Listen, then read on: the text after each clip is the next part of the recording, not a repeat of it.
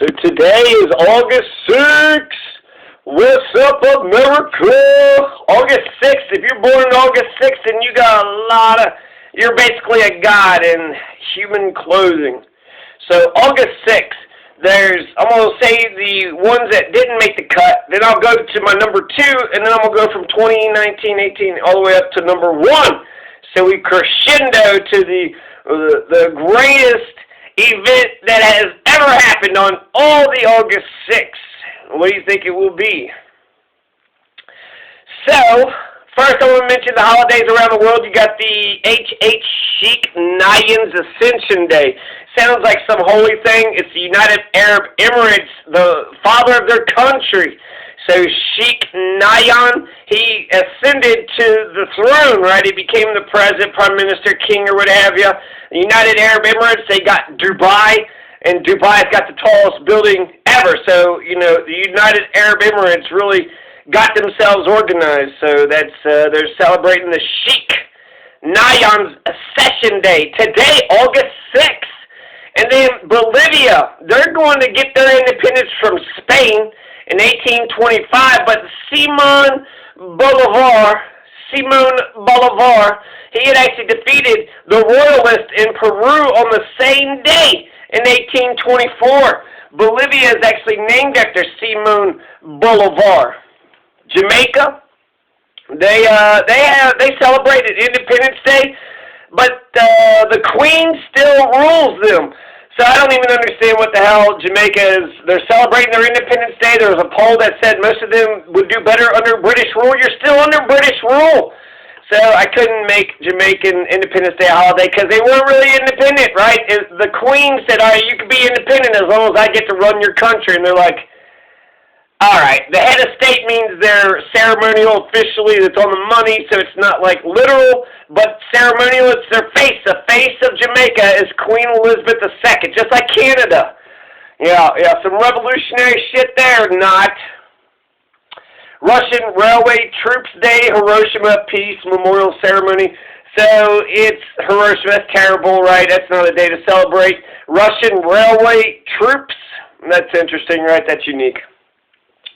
So let's go through the days, make a list of the top 20, right? August 6th is actually, today is August 5th, so I'm one day early, so that's all right. I'll do the same celebrations tomorrow, right? So the August 6th, we're going to go for the notable mentioned, right? The ones that didn't make the cut. Number 21, okay, so this is the Franco-Prussian War. The Prussians are going to defeat France at the Battle of Worth and at the Battle of Spitzeren. So the Battle of Spitzeren, the Battle of Worth, Prussians defeat the imperialist bastard France. So that's also part of the German Unification Wars. So the modern-day country of Germany is being established because of that. They're going to defeat France, and then there's going to be 2 other wars, and then Jon Stewart does the final episode of Daily Show. Now, when you start the Daily Show, right, that's success, and then it's the end of an era, so I think it's interesting. It happened in 2015, 5 years ago, right? We've been without Jon Stewart for 5 years, but the Daily Show keeps on going. There's another notable mention, which is kind of the same thing, 2018, PepsiCo CEO Indra Nooyi announces that she's going to be stepping down. Well, that's a deposement. That's an abdication, right? Francis II is going to abdicate the Holy Roman Empire. And so Indra Nooyi steps down, but Pepsi continues to go. So the corporation is immortal, and the people that get into the corporation, it's just all, so a massive reorganization. We might actually need like a Napoleon Battle of Austerlitz to get the Francis IIs of the Holy Roman Empires of the world to abdicate. So you have, let's see, the United States troops leave Haiti after a 9-year occupation in 1915. That's 1934. So they're there for 9 years, and then they left. Why'd they leave? It's Haiti, right? They had no reason. They weren't being compulsed. Just better. FDR, what was it? There was riots by the Dutch Jews in 1942 against, the fucking Nazis. 1946, the United States officially submits to the World Court. And, that's a big thing. You also have, let's see, what other notables? Any other notables? I think that's mainly the main notable. So I wanted to pick one of those because these are the ones that did not make the cut. And so therefore I'm telling you that there's 20 other more important things that happened than those things that did not make the cut. So what didn't make the cut? All those things. So out of those things, which one do I believe is the Jon Stewart doing the final episode? That's not a celebration. That was sad, depressing. You had, let's see, the Bolivia chubby checker, no, all that first. Okay, so I guess I'll just choose between the United States officially submits to the World Court, riots by the Dutch Jews, and the United States troops leave Haiti. I'm going to go with the riots by the Dutch Jews. So the riots by the Dutch Jews, you know, that's not a Warsaw Rebellion. That's a, we're going to, you know, destroy shit. We're fucking sick and tired of shit. We're going to destroy shit because it's a fucking war. Whereas the Warsaw Rebellion, you know, ends in failure. But even if the riots end in failure, well, in a way you destroyed property. So you still won, right? And that also shows, you know, usually it's the Holocaust is like the Jews just went along with it. Well, here's some Jews that stood up and fought back. So in the Netherlands, 1942, August 6th, the Jews fought back. Okay, so that's going to be my benchmark to compare and contrast all the rest of these. So the number two holiday, the number two event that I picked for August 6th is Bolivia's independence from Spain in 1825. Fucking Bolivia. We got Evo Morales, their coup d'etat, and Elon Musk. He said, you know, we'll coup d'etat whoever we want to steal the lithium that we want. So Bolivia has got to get their shit together. The Che Guevara died for Bolivia. So Bolivia is just a badass fucking nation. It's the hardest, the central nation in South America. And that was Simon Bolivar's, Simon Bolivar's initial, reluctance to make Bolivia its own nation, but they named it after him, and they kept beckoning and telling him to come, and then eventually he came, and then just people went fucking crazy. They went crazy. Bolivia is named after Simon Bolivar, and Bolivia elected the socialist, Evo Morales. He was ruling for 10 years or so before he got, coup d'etat. And he was in there for several, administrations, but do you think these bastards are going to step down after? So hopefully Bolivia gets back on track, but because a little poor country like Bolivia can elect an indigenous farmer, can elect one of their own, a peasant from nobody, from nowhere, to become a socialist leader. America, we've had no socialism whatsoever, so it's been a pretty heartless fucking country. It's dog-eat-dog capitalism. You work or die.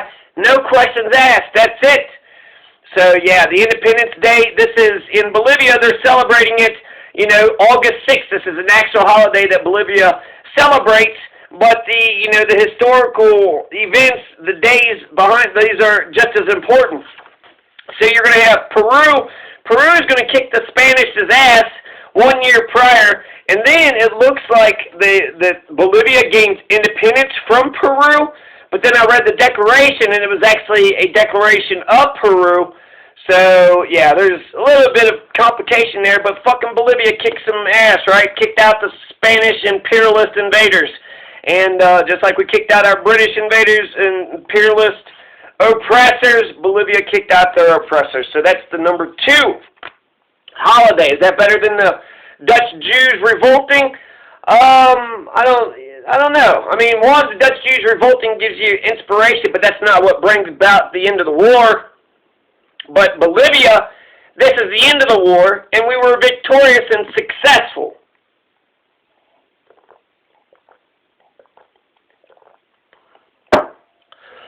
Right? Excuse me. So that was number two. So let's go to number 20. Okay, so the final, the last, the worst holiday on my list of 20, the 1787 Constitutional Convention in Philadelphia begins the debate on the first draft of the Constitution. It's kind of crazy that we celebrate all these little tiny dates when it comes to drafting the Constitution. The Constitution is a very imperfect document, and the Constitution, this is going to be right after Shays' Rebellion and it's going to stop, any other revolutions from happening. So it's the Constitution is a counter-revolutionary document. It changed things. We didn't have constitutions before. We had the Articles of Confederation before, so that was some, promises. And then we're going to get the Bill of Rights later on. So without the Bill of Rights, I was like, what the fuck was the point for the revolution? But it's interesting that, okay, they began the debate on the first draft of the that's historic, that's interesting. The more I talk about it, I'm going to go ahead and just, nope. The riots by the Dutch Jews, they're number 21. So they're 20. They got in. And so the Constitutional Convention begins the debate. Y'all can argue with me on that one. That's all right. I think that one might be right up there. U.S. officially submits to the World Court. 1948, William Dries forms a socialist government in the Netherlands. Oh, that's 19. Okay, so forming a socialist government, unheard of in America. In this land of the free and, all the democracy and the voting, yeah, apparently we never voted for a fucking socialist. Weird, isn't it? There's only two major economic systems and only no social. Okay, so, but the Netherlands and the Dutch, they're fucking super smart when it comes to money.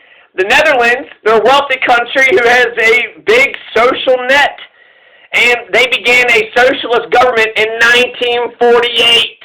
1948, 60 years ago. America, Netherlands got their shit together. How come you ain't got your shit together? No socialists? Y'all don't have any heartbeat whatsoever? You don't care about nobody or nothing, huh? You gotta just go to work and just say, fuck the world, fuck everybody else, huh? Just take care of yourself. Well, that could, backfire. So the riots by the Dutch Jews got in. I think that the U.S. troops leaving Haiti after a 9-year occupation, because that's Haitians, right, overthrowing their imperialist oppressors. So I'm gonna bump that one up to number 21. So we got to compare the withdrawal of the U.S. troops out of Haiti in 1934 is the benchmark, right? That's number 21. And I only got to 20 before I threw the other one in there, so hell, maybe that one will get, Okay, so we already got 19, the socialist government in the Netherlands. Willem Dries, Now, 1932, the first Venice Film Festival opens, the oldest film festival in the world. Film is such a powerful medium. The whole Oscar, the great Oscar the Grouch, that whole, a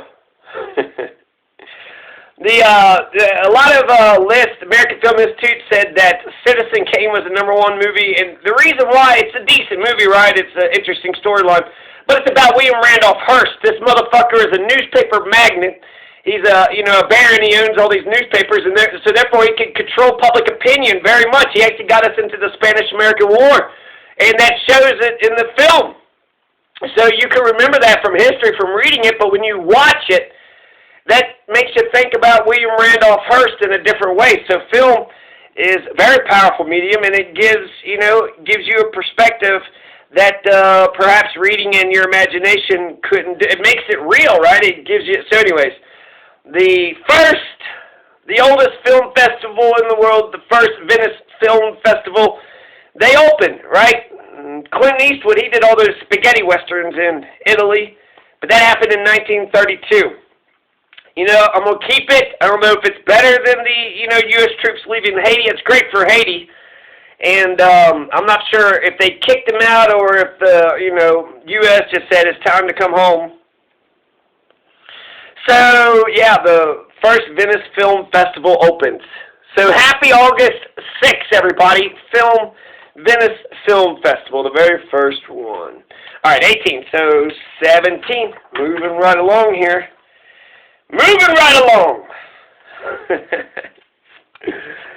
So 17. In 1181, 1181, 900 years ago. 900 years ago, a Chinese astronomer, or a bunch of Chinese astronomers in Cassiopeia observed a supernova, and it was noted a day later by a guy in Japan, and they said that it was a guest star. Here's a brand new star, we don't know why, and then it was here for 6 months, and then it was gone. So they saw a supernova, right, in 1181. People don't even know if the world is flat or not. Meanwhile, the Chinese, 900 years ago, they said that's a supernova. Look at that star. That's a supernova. That's not bullshit. That's real. So, yeah, happy Supernova Day, right? Champagne supernova in the sky. Now, I'm going to add a history mystery. A history mystery. And I'm going to keep them because I like the intrigue.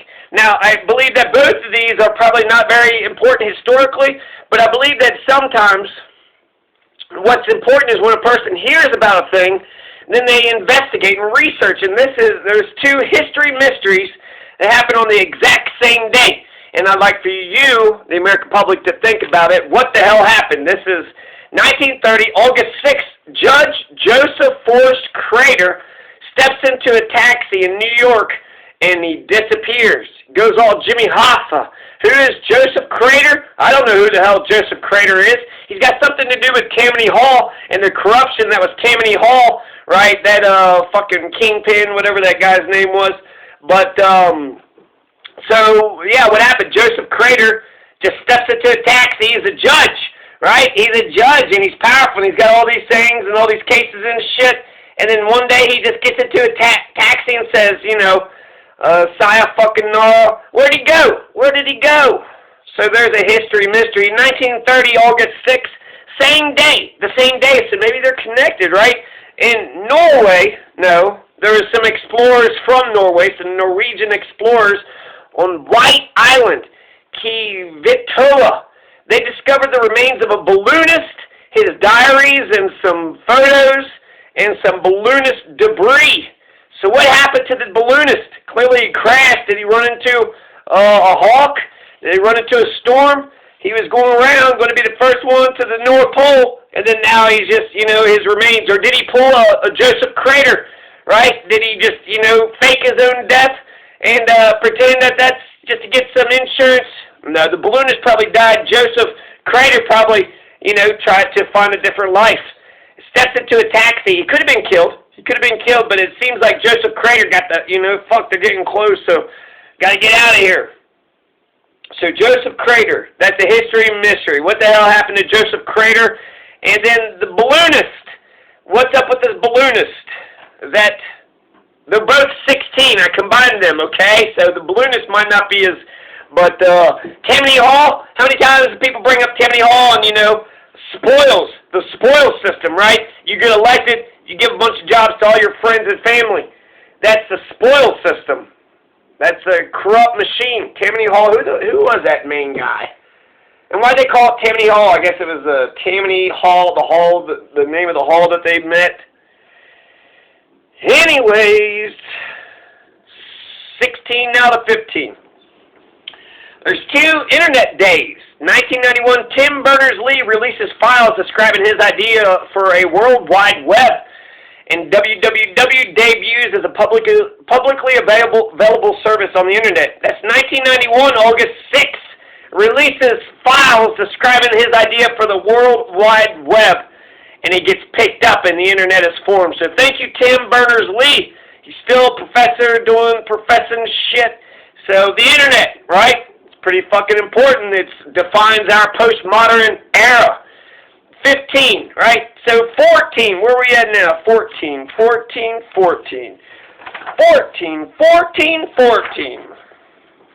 Well, apparently there is no 14, so, nuh-uh. Can that be true? Okay, there is a 14.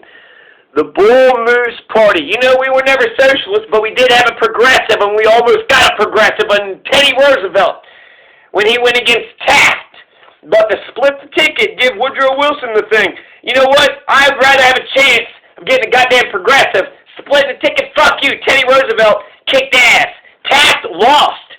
So Taft was the one bleeding votes from everybody, not Teddy Roosevelt. Taft should have just sat the fuck down, and then the Republicans would have gone with Roosevelt. And therefore, yeah, Teddy split the ticket? No, fucking the president split the fucking ticket. But 1912, the Bull Moose Party meets at Chicago Coliseum, August 6th, and they're going to nominate Teddy Roosevelt to run. So that's fantastic. Teddy fucking Roosevelt, the Bull Moose Party, progressives. We had Eugene Debs, right? We had a Huey Long. We had some socialist in the outskirts, right? Out in the outliers, Anyways, so the Bull Moose Party meets at Chicago Coliseum, 1912. It's pretty fucking important. That's pretty important. It's inspiring, right? The progressives. We actually had a champion. So that was happening in 1413. We're getting closer and closer, right? So these should be getting better and better, theoretically. I do just start, when I did this, I just said 1, 2, 3, 4, 5, 6, and then hopefully when I see the list, then maybe I'll, readjust it and develop it throughout the years. Number 13, another internet guy, a bigger, more important internet guy, and he died of heart surgery, routine heart surgery, dies at 55 years of age. I don't know, John Postal. So John Postal was born in 1943, August 6th. He helped create ARPANET. ARPANET is the forerunner to the internet. So John Postal was, and there was one story where John Postal,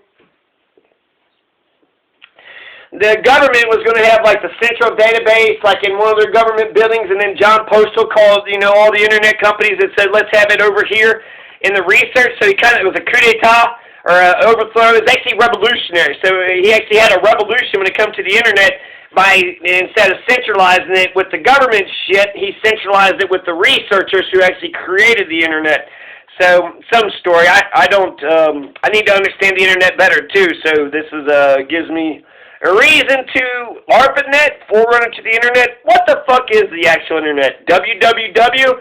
What? Why? Where? Who? That was 13, right? The internet, can't fuck with the internet. That's our generation. God, we wouldn't know any of this shit without the internet.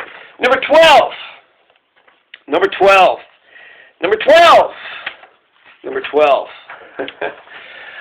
Number 12 is going to be all your Civil War stuff. So this is very important, right? End slavery, keep America together. Fantastic stuff, right? We're going to get the greenback. We're going to get some land reform. Lots of shit. U.S. Civil War is actually more revolutionary than the actual revolution. Revolution was brother versus brother. So the U.S. Civil War was there's several incidents that actually happened on this day when it came to the Civil War. In Lexington, Kentucky, the Union had established a military camp in Lexington. So there you go. Kentucky was what? Bunch of racist Confederate pricks? Nope. Nope. In Lexington, Kentucky, we were organizing. We organized ourselves into Americans. The Reb ironclad Arkansas is badly damaged in a Union attack.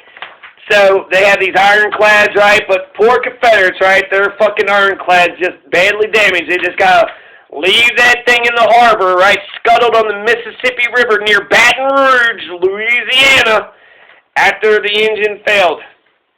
So the Confederate CSS Arkansas, right? The death of the CSS Arkansas. Good. Fuck the Confederates, right? So you got Union military camp that's organizing in Lexington. You got the ironclad Arkansas that's, good and dead and gone forever. That's 1861, then 1862. Then 1864, the Confederate forces evacuate Fort Powell in Mobile Bay, Alabama. So the Americans, the United States of America Americans, the anti-slavery Americans, went ahead and beat the shit out of the Confederates in Alabama, all the way in Alabama. So that's fantastic. That is fantastic. That's number 12, right? So thank God for the Civil War. That's 30 years after Britain, said slavery was bullshit. I don't think America still has a race problem, so I don't see America ending slavery without a war. That's the only way it would have done it. Abraham Lincoln's fucking brilliant. So that was 12. Number 11. We're getting to the top 10, getting closer and closer to the top 10. And I would say that they're all comparable to the U.S. leaving Haiti, right? They're all up there. The internet, right? The Civil War. So let's see. Number 11. Okay, 1984, August 6th. You got Carl Lewis, who wins the long jump, 8.54 meters. His second of 4 gold medals at the LA Olympics. Carl Lewis, American, black American, badass, long jump, 8.54 meters. How many meters can you jump? Hell, you don't even think in meters, do you, Americans? Carl Lewis, badass. That's an exceptional feat by an individual. Not sure if it's the number one or not, but that happened August 6, 1984, 8.54 meters. He got the gold for that. So Carl Lewis, let's see how far you guys can jump, okay? There, we can celebrate Carl Lewis. Let's do some long jumps. Olympics are just fantastic. It's the way men can compete against each other without war, right? It's just it's kind of civilized warfare. How much more time I'm on? Oh my God. This is going to take another video, but I'm having a good time. So, you guys enjoying yourself? No, you're not. There, I'm talking to myself by myself in the no, eventually it's going to be on the internet, okay? Alright. Fucking reality. Shit. Okay, number 10. Scientist. I got some scientists. Adolf Bandelier. He is an uneducated anthropologist. He studies Southwest Native American cultures, U.S., Mexico, Peru. So Peru, Bolivia, this is interesting. But he was a participant observation. And observant. So he wasn't just a person to look at the artifacts and then, carbon date. He lived with the Native Americans. He was born in 1840, August 6th, and he started in Mexico, goes down the Rio Grande, and then the Bandelier National Monument in New Mexico is named after him. So Adolf Bandelier is a badass. He's an anthropologist. How many people say, you know what, today is a day that we're going to celebrate anthropology?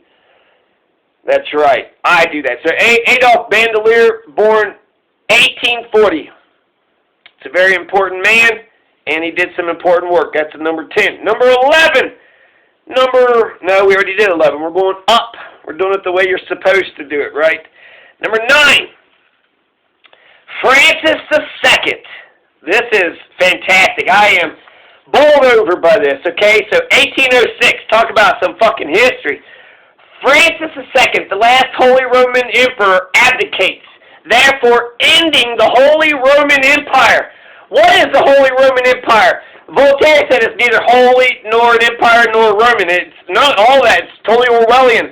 Talk about Orwellian, right? Hey, who are you? I'm the Holy Roman Emperor. But you're not an emperor and you're not holy and you're not Roman. What the fuck are you saying? So how many people did the Holy Roman Empire trick? Lots of people for 1,000 years. So they started in 800, and then 1806 is when they ended.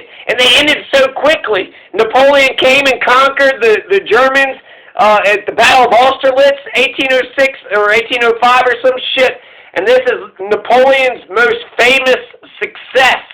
So Napoleon's going to crush Germany, crush the Holy Roman Empire, and he's going to reorganize the whole thing, the Confederation of the Rhine, with it being a French satellite.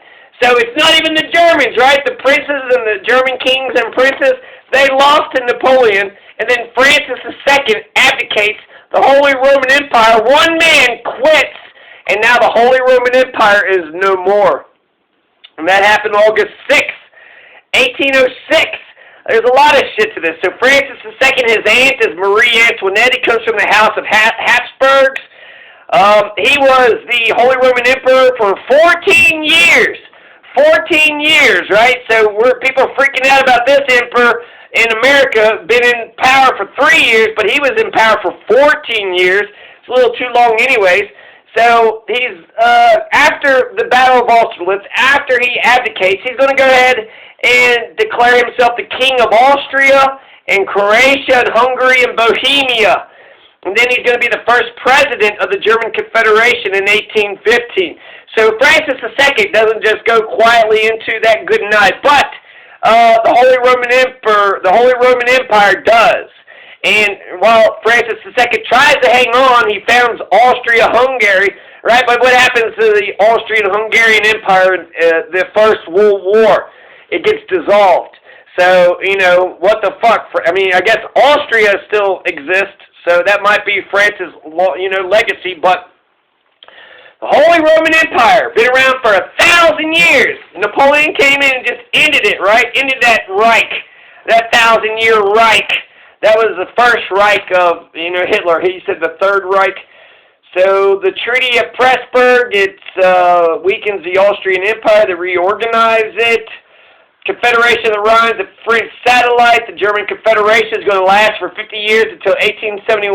1871 is going to be the Second Reich. the beginning of the modern German state, 1871, Otto von Bismarck, the wars of German unification. So all the